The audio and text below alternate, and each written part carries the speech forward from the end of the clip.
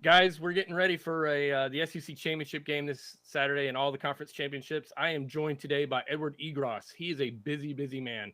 In addition to professionally a professor at SMU and Pepperdine, he is an on-air analytics guy for Bally Sports West. He works with one of my favorite follows on Twitter, the Power Rank, Ed Fang.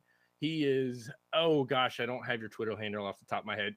Ed, please. At Ed with Sports. At Ed with Sports. At Ed with Sports. He is an analytics guy, a true expert. He talks, and he also works with FanDuel. So he's a pro to semi-pro better. Do I have that? Is that a fair, accurate description of Absolutely. Yes. All right, I'm a sharp depending upon who you ask. If you ask me, the answer is no, but maybe someone disagrees and they'll fight through the modesty for me.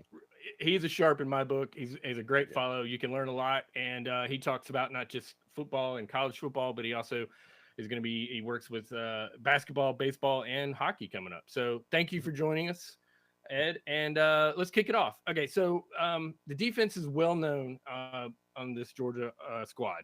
It's without a doubt, I think, unquestioned, the number one defense in college football. The offense has been putting up numbers, but people are suspect of it. What are your initial thoughts on the two squads or the two units that Georgia brings to the Mercedes-Benz on Saturday, Ed? It's interesting because there are a lot of questions coming in, and it's funny that you can play a dozen games, 13 games, whatever it is, and there are still questions because of a small sample size and the overall strength of schedule. The questions that we've had about, say, like Cincinnati, and if they played a tough enough schedule to prove that they are worthy of being in the playoff. For some reason, this Georgia defense is getting these same questions despite being in the SEC.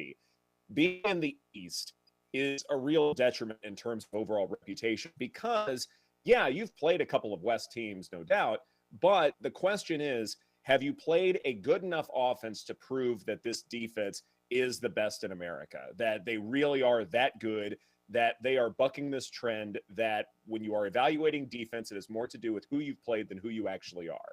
And for the longest time, I've looked at this Georgia defense and I thought, well, they are that much of an outlier and the preparations have been, that much more innovative in terms of how Kirby Smart practices his guys and gets them ready to go in terms of stamina, fitness, all that good stuff.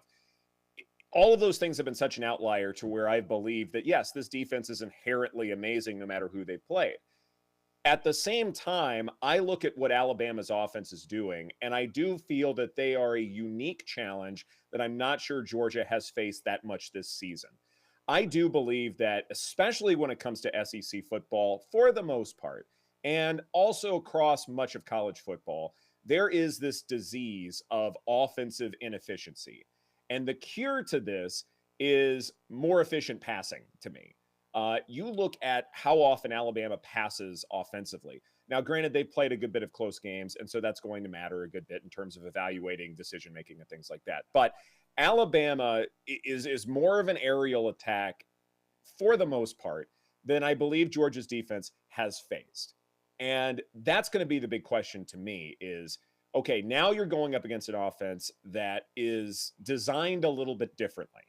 Ever since Lane Kiffin came to Alabama, Nick Saban has really stressed this point of passing a good bit more and not just outscoring teams, but doing it in, an almost, a flattering, embarrassing kind of way, in general, doing it to their opponents, all that stuff.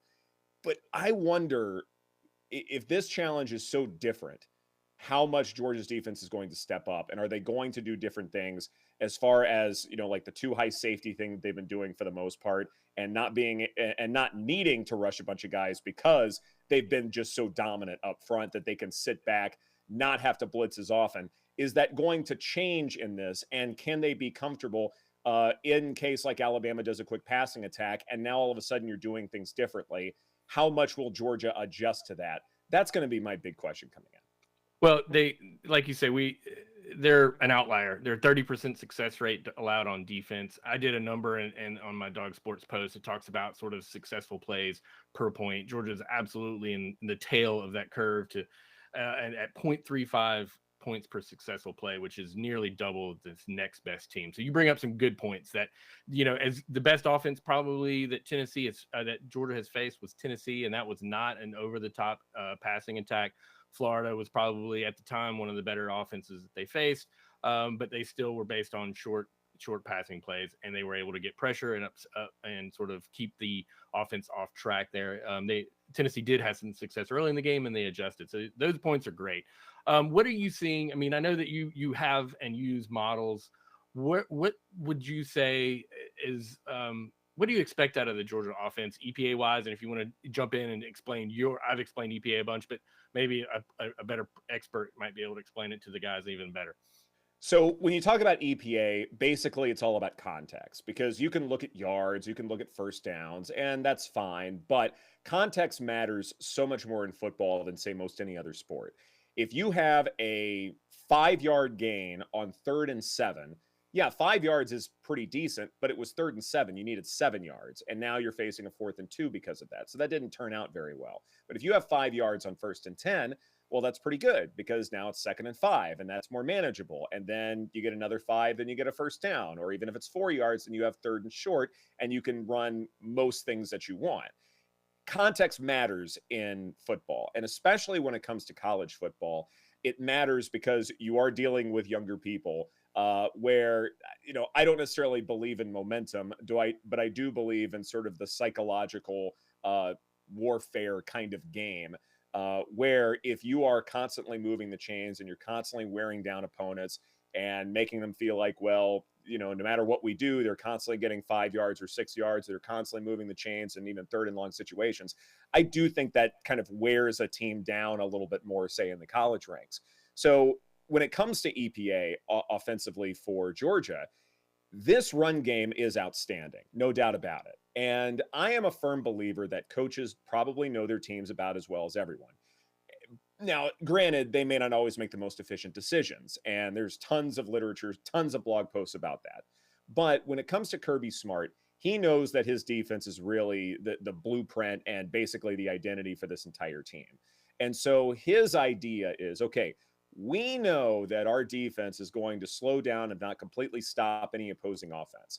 So what we want to do is something a little bit more reliable, run the ball a good bit, pass when we absolutely have to, but make sure they darn well count when they do have to pass. My buddy Parker Fleming likens it to a service academy where you just run the ball constantly, wear down an opponent, and then make them pay over the top. And for the most part, Georgia, that's the run to set up the pass, establish the run, all those keywords. Yeah, exactly. You've heard the cliches by this point, and that's fine. It's worked for them. You can't criticize it too much. My question is, what matters as far as context here? Because Alabama's not going to wear down. Tennessee would wear down. Florida would wear down, but Alabama's not going to wear down. And even if things are going very well and everything is going right for Georgia, Alabama's going to do whatever it takes to stay in this football game. They're not going to lose overall stamina. So does that mean you are sticking to a blueprint even if you're trailing in the game, which is possible? Are you going to stick to the blueprint when, say, the game is tied in the 4th quarter? Those are the questions that I have. I do believe that, and this is more of a general thought, I do believe that every single college football team is going to face some kind of adversity at some point. Maybe you wait a long time to face it, but at some point you do. I can't think of too many national champions in my lifetime who didn't have at least one game where it was close and it was nerve-wracking. And maybe you need a little bit of luck to bounce your way. And other than that season opener against Clemson, where offensively Georgia didn't look very good, I can't think of a game where Georgia was really challenged. At some point, they're going to be, whether it's against Alabama or in the playoff against, say Michigan. They do a lot of really interesting offensive things, or whoever. That's going to be my question. How do they handle adversity, and how much are they willing and able to adjust context? And that's going to be the biggest question for me in this game. Do you ascribe to our good buddy Ed's, and he's a quarterback guy in college, right? And he thinks that Alabama has a markedly better quarterback than Stetson Bennett. And if you go skin even just an inch deep in your Georgia Twitter, you're going to find that that we're all in on Stetson Bennett, and that it's if you took the names off the nameplates off the jerseys, that people will be picking Stetson Bennett. What are your thoughts specifically on the two quarterbacks in this game, and do you favor one over the other? I mean, you're predicting a close game, it sounds like. I am predicting a close game. If you're betting this game, I love Alabama plus 6.5. Now, it doesn't mean that Georgia can't win the game, but 6.5 is a really big spread here, especially when you are considering, like I mentioned with Georgia's defense, this is the toughest challenge that they have faced all season. I think that's okay to say. If you are upset that some people are still saying, well, Georgia hadn't played anybody, I understand the upset, but both things can be true, right? Where, yes, you haven't faced the greatest offensive challenge up to date, but Alabama is still the best one. I think that's fine to say both things. Now, all of that being said, I probably would prefer Bryce Young in general over Stetson Bennett, but Stetson Bennett has not been asked to do as much as Bryce Young. So that has to be kept in mind. If you think of the NFL, for instance, Kirk Cousins is a great example of this. Kirk Cousins is highly debated as to if he's a good quarterback because, yeah, the advanced analytics love what he does, but you watch him play and you'll see something where he's not lined up behind center. He's lined up behind his guard or something. Or he makes funky decision-making, or they run the ball a lot more than you would expect, despite having this great passing attack with Jefferson and, Thielen and all that stuff. To me, Georgia's kind of the same conversation where Stetson Bennett, from what you've asked him to do, he's been outstanding, but Georgia has never been in a position where he's had to carry a team. So it's hard to say. Bryce Young has had to carry Alabama, most notably in the Iron Bowl, when his top receiver is having the worst game of his life and his number 2 receiver was ejected. And Bryce Young had to carry that offense, and it worked. And it also involved going for it on 4th down a couple of times, and Nick Saban's willing to do that. I think that's another dynamic, if I may digress slightly, is, how innovative is Kirby Smart when it comes to 4th down decision-making? Whenever I've seen it over the course of the last few years, it's been rather conservative in terms of when he punts. He had one really bad. He had one really bad one that comes to mind, but yeah. Yeah, exactly. And that's my question is Nick Saban's far more innovative as far as that's concerned. So if this game gets close, then Nick Saban has a coaching edge, and that should be a concern here. All of that being said, if it's not close, then, this Georgia defense obviously imposed its will, and then you don't have to worry about it. But, but still, though, when it comes to Stetson Bennett, they haven't asked Georgia or they haven't asked him to do very much. Can he do more if he needs to do more? That's a big question. And I don't know if anyone can answer that, honestly, because maybe he can, maybe he can't. Those are awesome points, and I think that's thank you for sharing that. I mean, I think it's a fair and obviously a very educated opinion on that. And I think as a Georgia fan, I think that's a reasonable expectation. It's like he's done what he's been asked to do, but it has been asked to do that much, and he's done it every time. Every time the bells rang, he's been there. So I hope that's the case on Saturday. I've clearly shown my colors here. You like 6.5. You like to take the points. Do you have any other thoughts on the totals or any of the other championship games this weekend? Tonight we've got Oregon and Utah and Western Kentucky and Northern Illinois. Western Kentucky and San Antonio, UTSA. Yeah, UTSA. Previously undefeated. Previously undefeated. Yes, the good old Roadrunners meet. Well, first off, when it comes to SEC championship, yes, I would take points. I think Georgia can still win this game. I'm just expecting something really close, and that's fine. We'll make the playoff interesting as far as what you do with Alabama, because to me, they are a top 4 team, but have they done enough? Are they worthy enough to make the playoff? That's a whole book I could write there. But as far as other championship games, or also, by the way, I like the over in the SEC championship game as well. I do think that both teams will be able to score some points. You're dealing with a modest total here. I think 50-51 is probably where I would have this go. Maybe Georgia 27-24, something of the sort. That's probably how I see this going down. But as far as other championship games, I think Michigan probably blows out Iowa because Iowa's offense is real suspect. They were winning a lot of games because of defense and special teams, and those things are inconsistent from one week to the next, unless you're Georgia's defense and you just beat up on everybody. Iowa's defense is not that. Special teams aren't that. Iowa's offense cannot carry the Hawkeyes against, what Michigan's able to do up to this point. So I think Michigan wins that in a blowout.